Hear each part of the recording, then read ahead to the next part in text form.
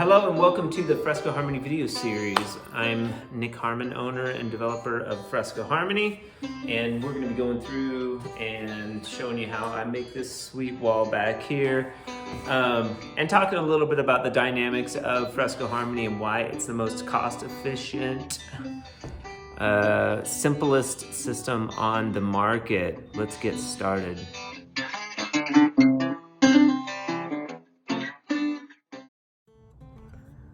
All right, we're in beautiful Albuquerque, New Mexico, and this is the project we're working on here. I've got a nice mixing area. First thing I like to do is establish a mixing area, and I just want to talk a little bit about the materials that I like to have ready on the job site.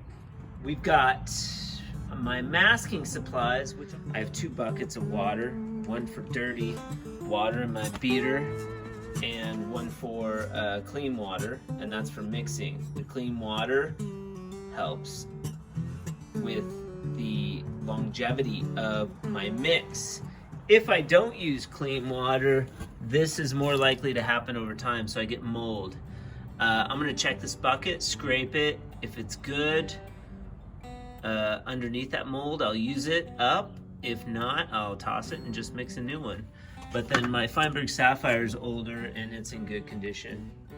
I've got all my knives, regular knives, bullnose tools, things like that. All I'm really gonna need for this job though is my 6-inch, my 14-inch pool trowel, and this is a Swedish stainless steel, and my hawk.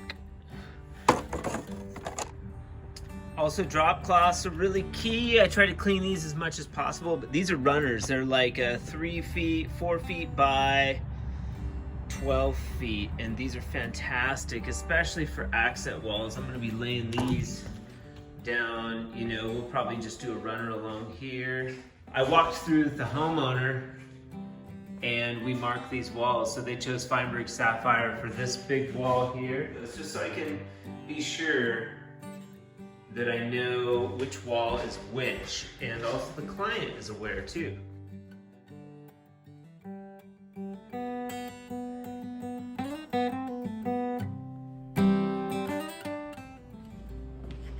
First thing I do when I get into a person's home is mask off the floor. Let's take care of the floors. We don't know if they're new, if they're fragile, or anything like that, so I like to get a drop cloth down before I do anything else. And then if it's drop stuff, then I'm not tracking so much. And also the drop cloths are the last thing to come up after a job. Personally, I like to use a 2-inch tape and the 1-inch. And the 1-inch is for, I'm gonna mask around this entire area here. And then I generally use a 2-inch for my drop cloth, so I'll put that. Also, I keep some heavy duty plastic for the areas like over here where my drop cloth doesn't quite make it the whole way.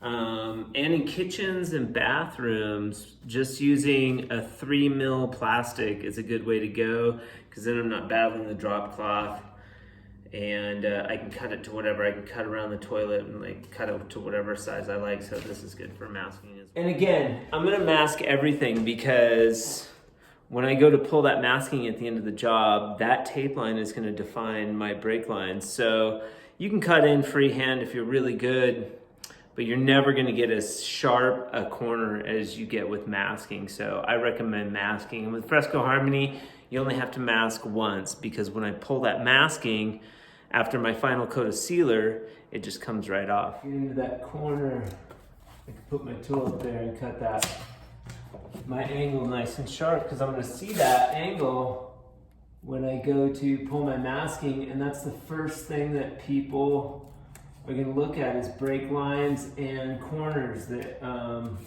it's just where the eye naturally goes. And I think break lines is what separates a good job from a mediocre one.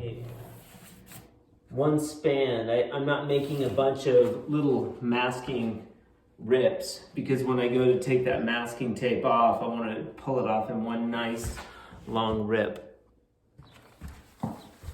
Always remove plate covers. Or if I have to move my bench at all, stick that tape to the wall, just like that. This is how I keep one span. I can continue on without ripping my tape. May not sound like a big deal, but it saves a lot of time in the end. This is orange peel. Let's see if we can get a shot of it here. Now, I'm not doing any prep over this surface. I'm not running any primer or anything like that. This is just, we're just gonna run the Fresco Harmony right over it. It's gonna stick just fine. This texture right here is pretty aggressive. I wouldn't have any problems going over this texture either. We're just doing the accent wall for today, but we could go over this wall, this ceiling with 2 coats of Fresco Harmony, and it might be a little bumpy, but it's gonna be pretty darn flat when all is said and done. That's 3 coats over an aggressive painted texture like this with the Fresco Harmony system. I don't think there's any other systems that can do that right now on the market. All right, this is a fantastic trick. Sometimes you get these thin little areas, you know, that are hard to get. Now, when I go to mud this, I'm gonna cut down a plastic blade to get in here. Get a shot of that really quick. It's just really, really super narrow, but there's a good trick that you can do when you're masking that I figured out, because what happens is you don't want that masking sticking up to the door, because when you pull your tape, it's gonna pull it. So I take a piece of masking tape and I find my depth of my, how far my tape needs to go down. So I know it's about right there, and then I wrap that tape around. Now I have a guide to go from. When I go to mask this section, I know how far to leave my tape off, and I'll run that tape straight down this surface, and then I will tuck my tape behind this small section because I can't see to get in there. So this technique works really good. You can get a shot of that. So that's kind of how we want it to look. We're gonna finish this accent wall. So this side's not getting done and this side is getting done. But I want to mask off this edge because when I finish off this wall, I want a nice clean break line when I pull that masking. And when I finish, I'm gonna go all the way over this corner.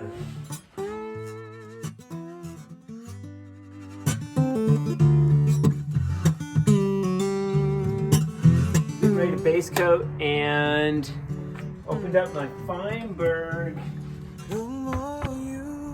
One cool thing we can do is when our mud is real runny like this is I can add another box of mud to it.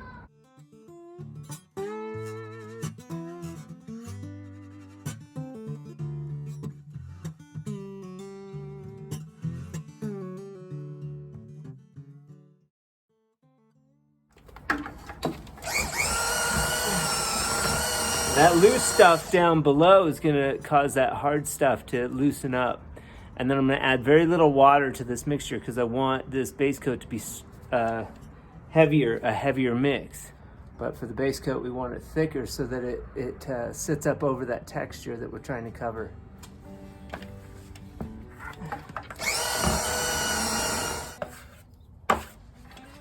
So another great aspect about Fresco Harmony that's different from plaster is that if I was using plaster, that would have all been waste. So I'm not wasting that old material that I had. I'm still using that old material along with new material and creating less waste and less cost for me at the end of the job. So I want to use clean water when I go to mix. I'm going to shake this really good. This is an older bottle. This is from 2018. And you can see we've got, again, I'm using clean water. It's going to help me preserve this material once it's mixed up. It's just a good habit to get into to use clean water. And I'm going to be adding 8 ounces of fluid with my color anyway, so I have to be conscious of not watering down my material too much on the base coat.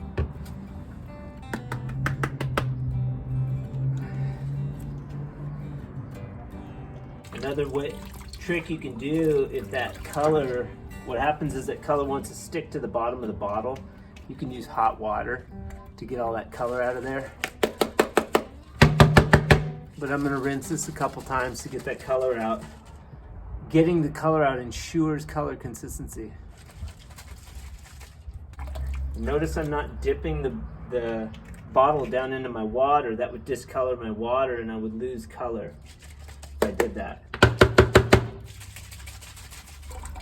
And again, this bottle is 3 years old.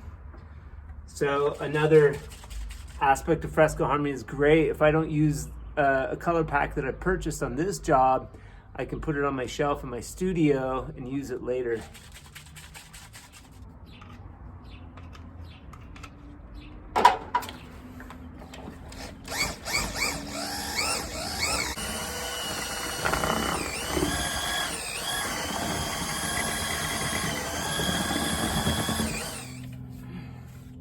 Those edges a little bit. Like to scrape the edge. My 6-inch. Get the rest of that white off of there. I put my mixer into my dirty water, and then I also use this bucket here to clean my tools when I'm done with my job.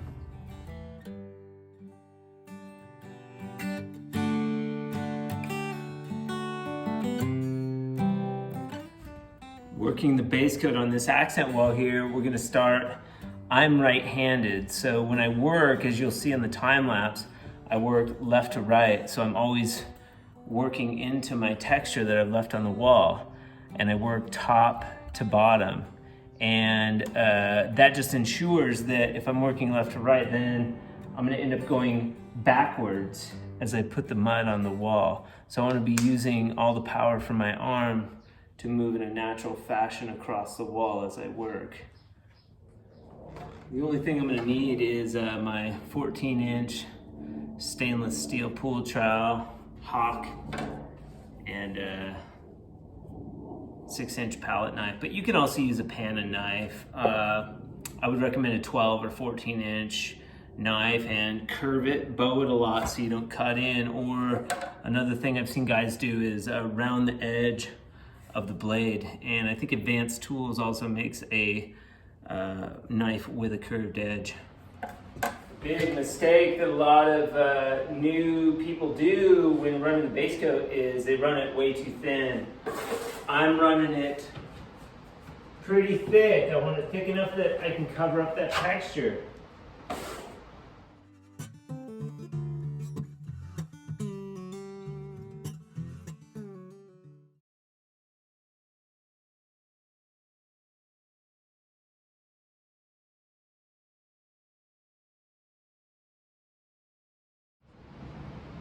As I move across the wall with my Feinberg Sapphire, I'm always conscious, I'm doing like sort of large areas, but I'm conscious to keep that break line moving abstract as I go across the wall. I don't want to do straight lines across the wall. I'm leaving a fairly heavy texture.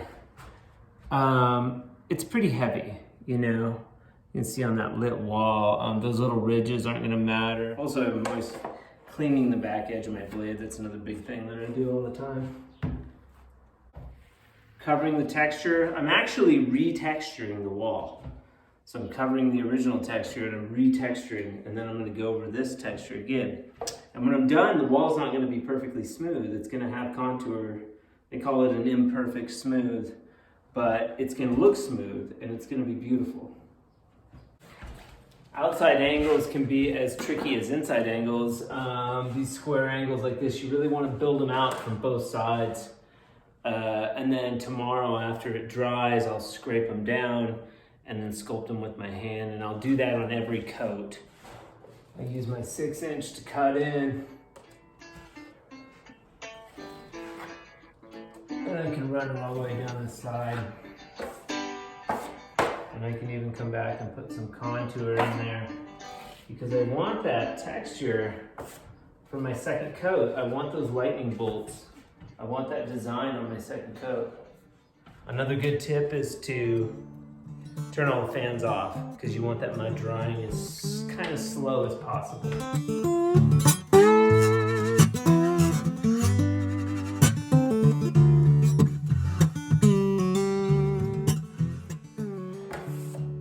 I'm building out that corner. I want that corner nice and thick so that I can sculpt it, because that white is going to want to come through my finish. So when I'm done with that wall, I don't want to see a lot of little white spots, but it turned out pretty good. Those little white spots are no big deal. I'm going to cover that on the second coat. Little stuff like that, no biggie.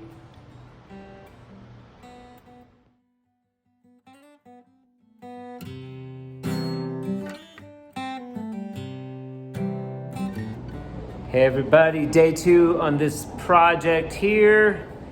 We're getting ready to second coat, and I just wanted to stop and say too about ordering product. This project's around 450 square feet. We give people the idea of about 150 to 250 square feet per color pack. Now, if you have a job that's 300 square feet, I would order an extra color pack. So because we're doing 2 colors, I would order on this particular job 3 Feinberg Sapphire and 3 Apodaca Gold color packs, just so that I have ample material. I'll probably end up with a half a bucket on this one, but it's better to have too much material than not enough. I'm always trying to think of, what, if I was ordering product, what advice would I give to contractors that are out of state? Again, I'm not worried about any of this roughness here where the mud was drying out a little bit, or some of the unevenness of the contour of the new texture. I've got little burrs here. Now, if I want to, I could, give it a little scrape. A lot of people ask about sanding, do you sand a lot? Here's what I would do on this corner here. So like I was talking about yesterday on the base coat, leaving these outside corners heavy, this enables me to go through and just scrape up both sides. And this is what I call sculpting, and I can even use my hand a little bit. Then when I go to seal, I'm gonna rub that corner nice and sharp with my thumb. And so square corners have a little bit of their own challenge and difficulty. Okay, round 2, I'm gonna mix up a fresh batch of Feinberg Sapphire for my second coat. So now I've got this much material left in the bottom for my base coat. I don't want to waste that. There's no reason to, and if I can mix a batch on top of this and save that material, then I'm saving money, and I'm also creating less waste. What I do in this scenario is I rinse down the edges of my bucket, and then I'm going to add another box of mud to this, and then do my mix just like normal. Also, if I have another color on my mixer, if it's a little bit of color like that, I'm not going to worry too much about it. That's not going to affect, because I'm mixing 3.5 gallons of Feinberg, that little bit of yellow going from one color to the next isn't going to affect the color. In the second coat, I'm going to be mixing up a little bit thinner than the base coat. Look in that color bottle. It's all empty and clear around the bottom of the bottle. I'm gonna spin that up.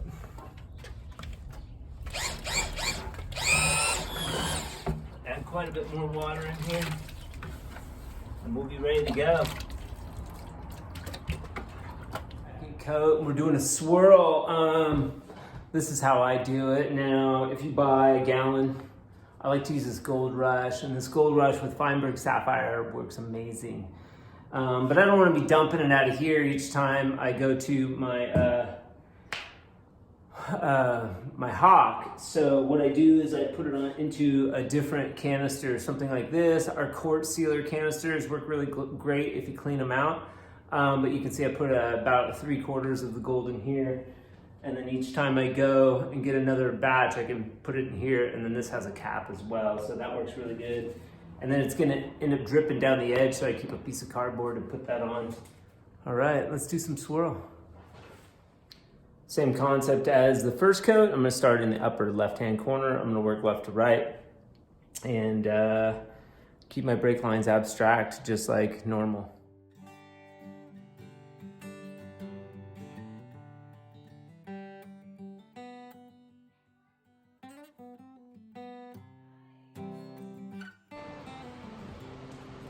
All right, so each time I go to the wall, got a little bit of material left in my hock, but add another scoop of mud to that, because I'm discoloring this the whole time that I go.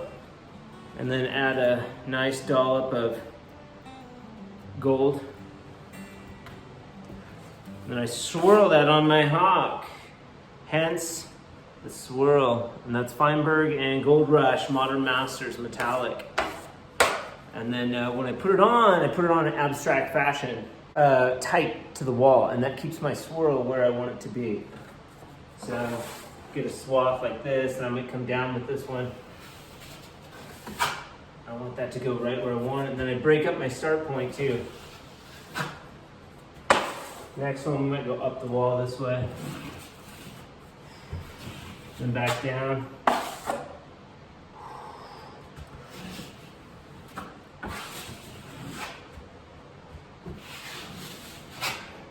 I'll take maybe some of that old stuff and I'll cut in my angle, because I don't want that gold coming out of my angle consistently. The whole idea is to keep it abstract. And then once I get my area laid out like this, then I will come back, clean off the backside of my trowel, and I'll smooth it out. And I'll take that mud all the way into that corner and just smooth out any of my rough edges. The swirl, I don't recommend out of the gate doing the swirl. Keep it simple to start. This is something that you would do that's a little bit more advanced. And basically I just want to, I don't want any super high points, you know? I'm just getting it, you know, as smooth as possible without really reefing on that wall, you know? I don't want any burrs or anything like that. And you pull that mud out fairly tight.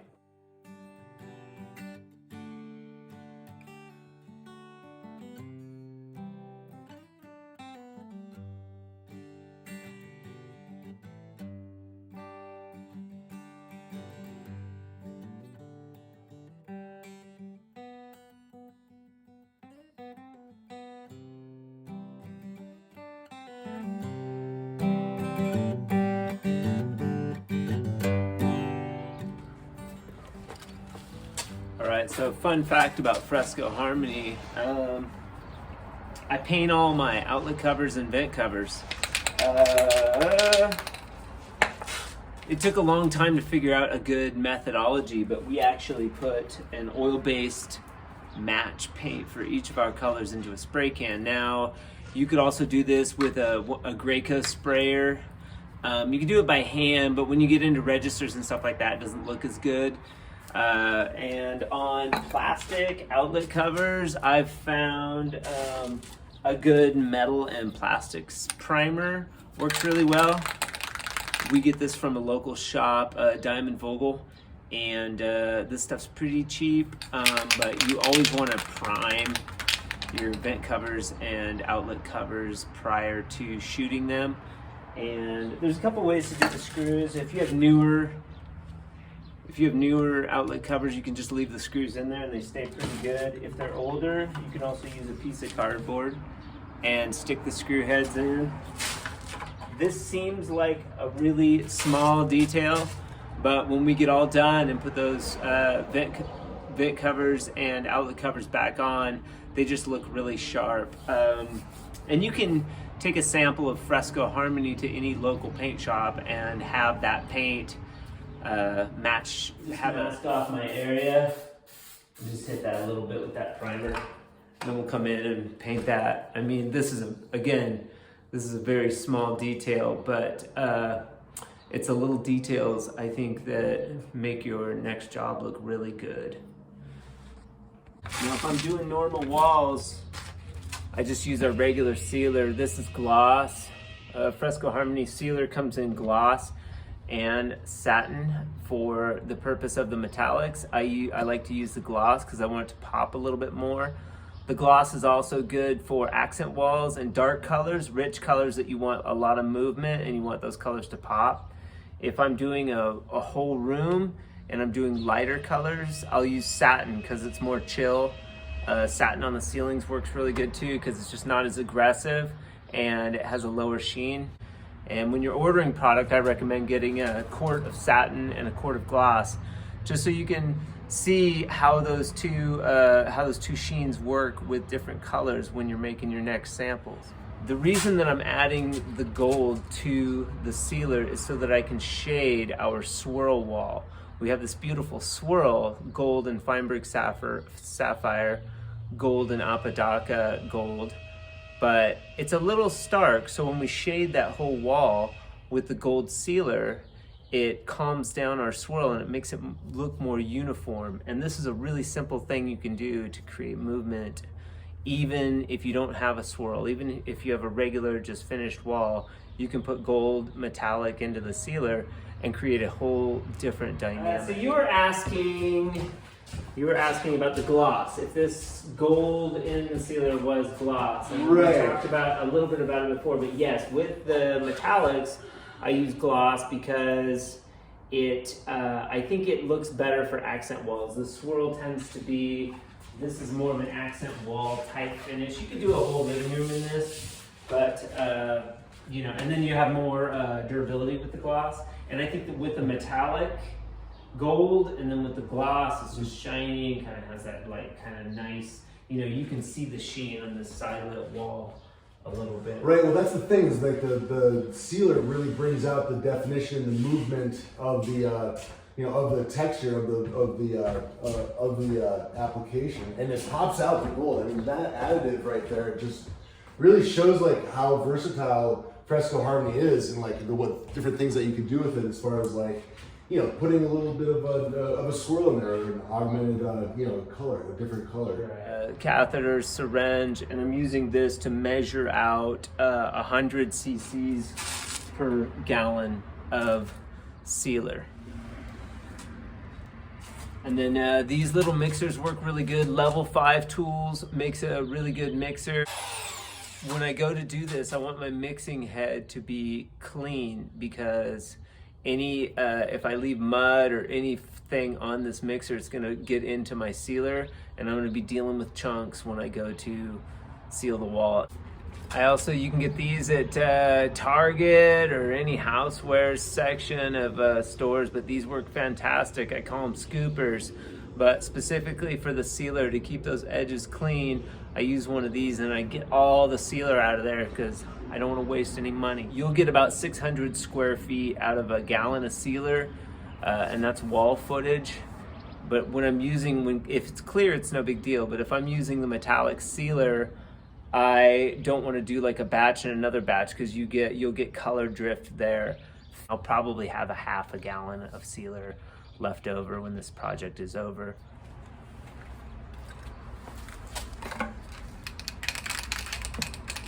All right, now that my outlet covers are dry, I'm gonna give them a nice, generous coat of my match paint.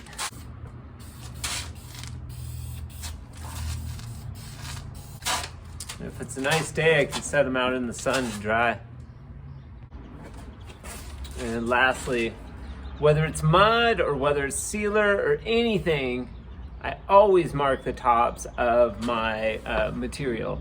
And I just want to get those corners sharpened up for my sealer coat. The secret that I found is these little guys. So I get like a collection of plastic blades, and then I cut them down, and I can use this blade to get in there with my sealer. Loosening my tape so that sealer saturates the mud and it makes it malleable again.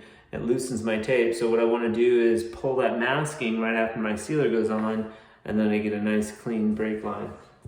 So there's a lot of situations where these little blades come in handy. Fat build-up material. Before we get started on this wall, I want to talk a little bit about sealer tools. So the sealer over time is going to build up and it's going to cause my hawk to just go nasty. So I have a clean, brand new hawk that I use just for mud, and then I have a dirty hawk that I use for sealer. This Swedish stainless steel blade is going to clean just fine. If I'm using blue steel though, you'll want to use just that blue steel for a sealer, because over time it'll build up and you'll end up having to throw out your knife. I carry my regular 6-inch just to scrape and to pick stuff out of my mud. But for all other purposes, I use this plastic blade because I don't want to mess up my 6-inch that I use for mud with the sealer. So I'll use a cheap plastic blade that I can use on several projects and then toss. These can also be cut down, so they're valuable for all kinds of stuff. But they're also a lot softer. So when I'm pulling stuff or pulling bullnose, these plastic blades just work really well for the sealer application.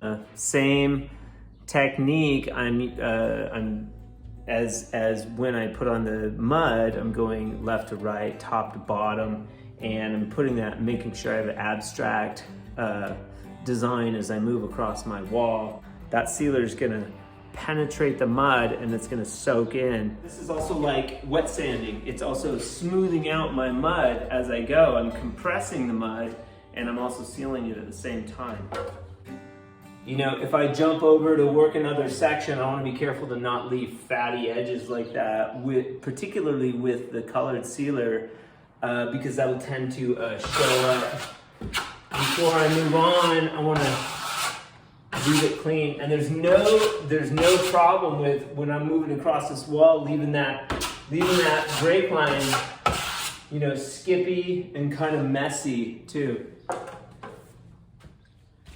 All right, so on a detail like this door frame here, I'll hit both these sections simultaneously, and then when I go to pull the masking, I'll rub that corner with my thumb just to smooth it out. So more into that. I want to pull that masking before the sealer dries and after I'm done sealing. So generally what I'll do is I'll get done with the wall, sculpt out my corners on the corner bead, pull all of my masking before I move on to another wall. I can take and I can, you know, sculpt that angle and kind of smooth it out. And that mud is you know, it's actually compressing that corner for me, and it's smoothing it out and making it nice. Smooth out all this stuff with my thumb. And the thumb's just a really good way to do it. I'll do this technique on all of my outside corners. And then go through, if there's any heavy spots on my wall too, I'll take care of those. My door angles here, I just want as sharp as possible, and that's what that masking does, is when you overload it, and then when you pull that masking, it makes it nice and sharp. So if I'm heavy in certain places too, I can use that 6, or also in like areas like this. Can't quite get my trowel in there the way this is, so I'll run it longwise with my plastic blade.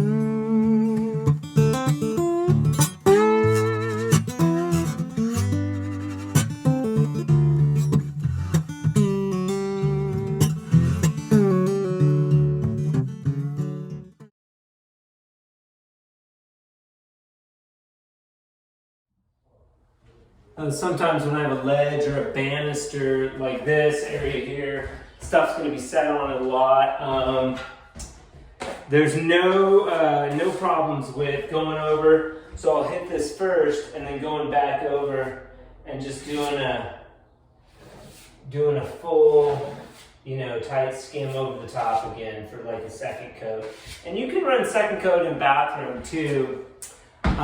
The gloss sealer is going to be a little stronger than the satin sealer, so this gloss sealer is also great for bathrooms, banisters, high traffic areas, stuff like that. I'm going to make sure you can see here, scrape my edges really good, put my lid on tight, And this sealer is going to keep for a long time, and I'll be able to make samples with it and do other cool stuff with it later on.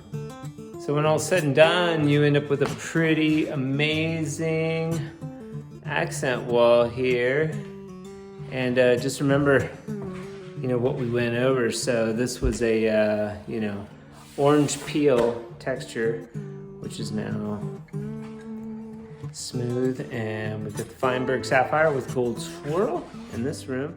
We've got nice sharp corners on our outside angles, and in this room we went with the Apodaca gold and gold swirl.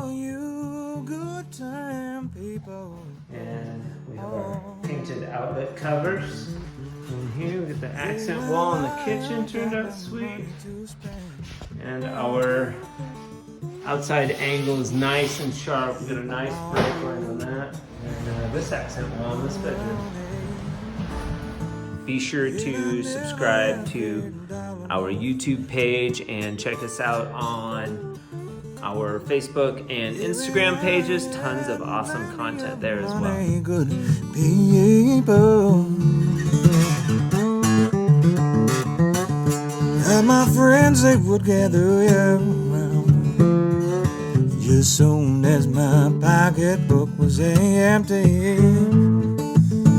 Not a friend on earth could be found.